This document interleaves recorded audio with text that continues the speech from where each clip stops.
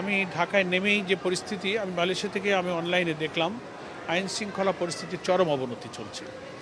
একজন শিশুকে নৃশংসভাবে হত্যা করা হয়েছে, খুন, চুরি ডাকাতি, তারপরে আইন শৃঙ্খলার অবনতি হয় এমন বহু আচরণ পরিকল্পিতভাবে একটা চক্র কিন্তু দেশকে অস্থিতিশীল করে তুলছে।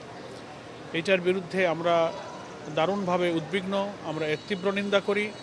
আমাদের সম্মানিত আমিরে জামাত, যিনি লিডার অব দি অপোজিশন, তিনি কিছুক্ষণ আগেই হজের উদ্দেশ্যে বিদায় নিচ্ছেন, এখন উনি এয়ারপোর্টে আছেন।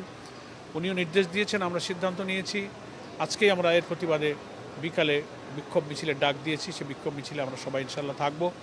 গ্র্যাজুয়ালি এর ব্যাপারে আমাদের যে প্রতিবাদ, সরকারের প্রতি দৃষ্টি আকর্ষণ করা, ল এনফোর্সিং এজেন্সির যে কর্তব্য পালনে তাদের যে নির্লজ্জ ব্যর্থতা, সেগুলোর ব্যাপারে আমরা সরকারের প্রতি দৃষ্টি আকর্ষণ করছি। তারা যেন মানুষের জাল মাল নিরাপত্তা দিতে তারা যেন সজাগ সক্রিয় হয়। এই ব্যর্থতা জনগণ তো মানতে পারে না। অনেক নিষ্ঠুরতা, নৃশংসতা চলছে।